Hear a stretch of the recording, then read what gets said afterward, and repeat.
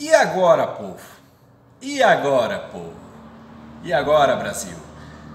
Peço para que você se inscreva no canal, compartilhe o vídeo para ajudar o canal a ter relevância, dê o seu like ou o seu dislike conforme você achar melhor. Se você quiser comentar aqui embaixo, vocês fiquem à vontade que é a casa de vocês, ok? Peço para que você assista o vídeo até o final porque é importante. Então vamos lá. Pessoal, eu quero usar um trecho de um filme aqui, que eu estava assistindo esses dias atrás, usar ele como uma analogia no que acontece hoje no cenário político nacional. Não só nacional, mas no mundo inteiro, certo? O filme chama-se Van Helsing, Caçador de Monstros, de 2004. Acredito que muitos de vocês já devem ter assistido. Caso você não tenha assistido, assista porque é muito bom, eu recomendo. Eu quero usar um trecho desse filme. Seguinte, Van Helsing era um caçador de monstros, né? E foi chamado pelo Vaticano para que fosse até a Transilvânia, né? Para salvar Ana Valérius, que era de uma família que vinha tentando numa luta contra o Conde Drácula. A sua família inteira morreu tentando matá-lo, né? O Conde Drácula ser o filho do demônio, evidentemente, né? Enfim, só sobrou ela. Então ele foi com o intuito de protegê-la e combater o Conde Drácula, certo? Chegando lá, daí começou as primeiras tretas, né? Aí veio as noivas de Conde Drácula para atacar aquela civilização ali presente, né? E nisso que o próprio Van Helsing acabou matando uma das noivas, né? Acabou matando uma das noivas, certo? Nisso, quando ele acabaram de matar uma das noivas, o povo veio para cima dele furioso, querendo matá-lo. Ele matou uma noiva, e um dos líderes ali da manifestação popular ali contra o Van Helsing, ele simplesmente chegou e falou: os vampiros eles matam 2 ou 3 pessoas no máximo por mês para se alimentarem.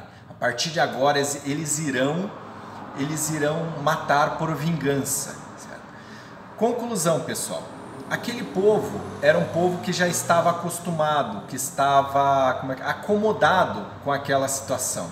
O Conde Drácula ali é do mal, as noivas dele é do mal, mas eles matam 2, 3 pessoas por mês aí para se alimentar. Então, né, vamos deixar assim, pelo menos vamos viver, a gente fica no nosso canto aqui quieto, né, e tentar se proteger ao máximo para você não ser a próxima vítima, né?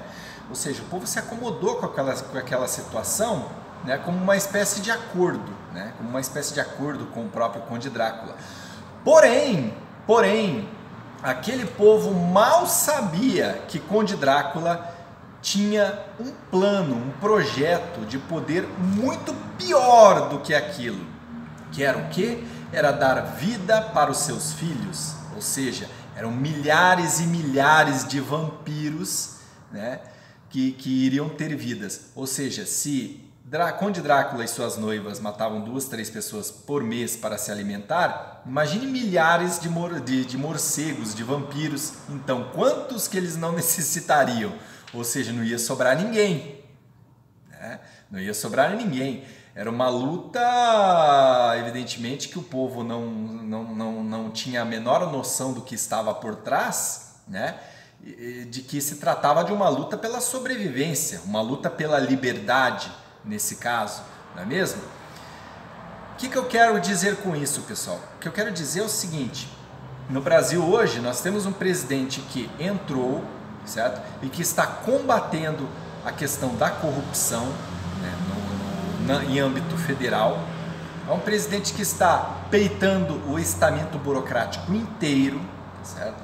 Durante todos os anos nós tivemos corrupção, farra com dinheiro público, no âmbito federal, certo? Que as estatais são as minas, são a galinha de ouro, né? Principalmente se tratando de Petrobras e outras grandes empresas aí que nós temos estatal, certo? Então era a mina de ouro, né? No caso a galinha dos ovos de ouro para os corruptos, certo? Então desviava-se dinheiro a rolê, à la vontade, certo? E com o Bolsonaro na presidência isso acabou. Isso acabou. Você pode perceber, né, que grande mídia, todo o estamento burocrático inteiro contra o cara. Por que contra o cara? Justamente pelo fato de que ele se pôs em frente aos cofres públicos. Eu não roubo, mas vocês também não roubam. Ninguém vai roubar. Ninguém vai roubar. Ou seja, esse povo já estavam acostumados com barganhas, eles estavam acostumados com corrupção, com dinheiro de corrupção, com dinheiro ilícito, né, etc, certo? Isso se tornou a celeuma no nosso país, né? E tanto é que o povo mesmo se acomodou, se acostumou com isso também, né? Durante todos esses anos. Foi só entrar um presidente para combater isso, né? Para tentar combater isso, para inverter o jogo, né? E até nesse caso, o que acontece? O povo mesmo sofre com isso, evidentemente, mas se você for parar para analisar, para quem tem pelo menos 3 neurônios aí para se utilizar, sabe que se trata de uma luta pela liberdade, tá certo? Uma luta pela liberdade. Liberdade em todos os aspectos. Liberdade econômica, liberdade de ir e vir, que hoje nós estamos, né, que está, digamos assim, está com seus dias contados, diga-se de passagem, né, porque devido aos decretos de governadores e prefeitos e etc, né? Que é uma forma, evidentemente, que nós sabemos que é uma forma de detonar com a economia, de acabar com a economia, deixar a economia em frangalhos, porque um presidente que está no poder e que a parte econômica não vai bem, o que acontece? Ele não se reelege. Ele não se reelege. Vocês estão entendendo, gente? Agora nós temos aí o bandido de 9 dedos, solto, né? Aliás, solto ele já estava, né? Na verdade, ele não teve, veja bem, ele não foi inocentado dos seus crimes, pessoal. Ele não foi inocentado dos seus crimes. Simplesmente essas condenações que ocorreram em segunda e terceira instâncias voltaram para a primeira instância, para a primeira instância, certo? Tornando-o elegível para as próximas eleições, ok?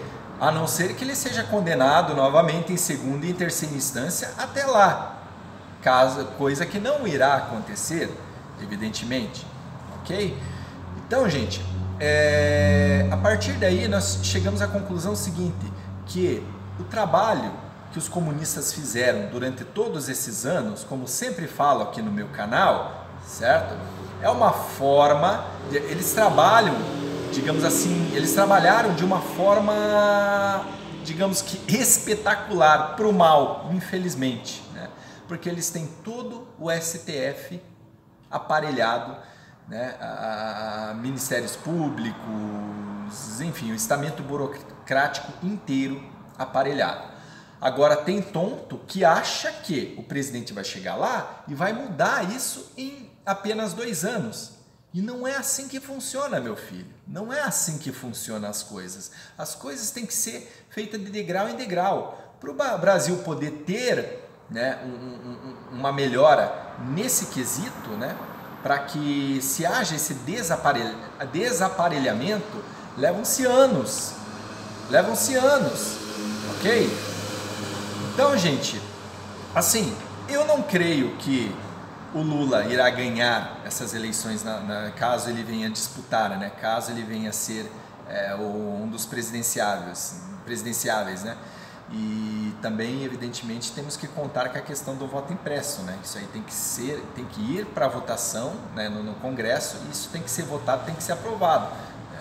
Como uma forma, como uma espécie de, como é que eu posso dizer assim, de segurança a mais que nós podemos ter, porque essas urnas eletrônicas nós não podemos confiar, né? Essas urnas eletrônicas, elas são fraudáveis. Estão entendendo, gente? Enfim, né? E nós temos aí hoje o bandido de 9 dedos solto, né? E muito provavelmente outros também corruptos que foram presos também juntamente com ele serão soltos. E tudo por quê? Por causa da questão de lavajatistas, ou seja, os procuradores Deltan Dallagnol, Sérgio Moro, né, fizeram cagada, foram tentar, no caso, uma condenação por caminhos meio obscuros, né, meio obscurantistas, para querer acelerar o processo, né, e também, claro, entraram nessa questão de âmbito político, parece que subiu a cabeça desses caras, eu não sei o que aconteceu. Nós podemos ver aí que a questão das conversas que foram vazadas aí, né? Isso já, conversas vazadas desde 2018, pessoal. Quero ver se eu deixo o link aqui na descrição aqui para vocês das conversas que foram vazadas aí dos procuradores da Lava Jato, tá certo? Que ali está claro e nítido que havia um projeto de poder, certo? Havia um projeto de poder. Eu não estou aqui dizendo que o Lula é inocente, jamais. A Operação Lava Jato fez um excelente trabalho de investigação e condenação, tá certo? Tanto do Lula e dos demais que foram presos.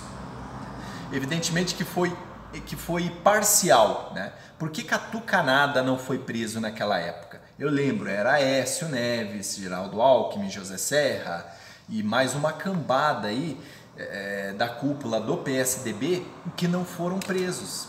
E que não foram presos, tiveram os seus processos arquivados, né? Por que será isso, né? Por que será?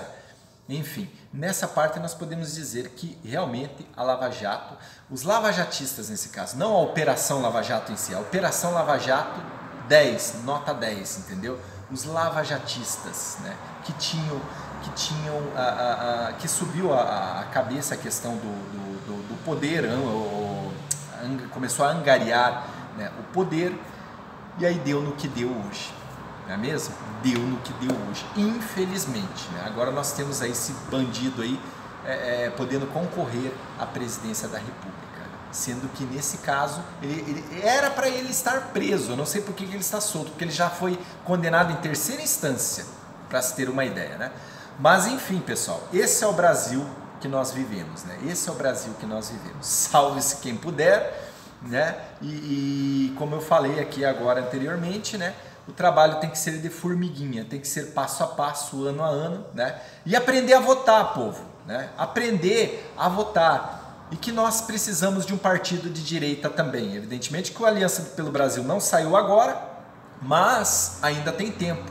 É um processo de longo prazo, tá certo? É um processo de longo prazo, infelizmente, mas nós temos que ter um partido de direita também, caso nós queiramos bater de frente com essa cúpula de marginais que nós temos hoje aí no nosso excelentíssimo estamento burocrático, ok? Fica o recado de hoje aí para vocês.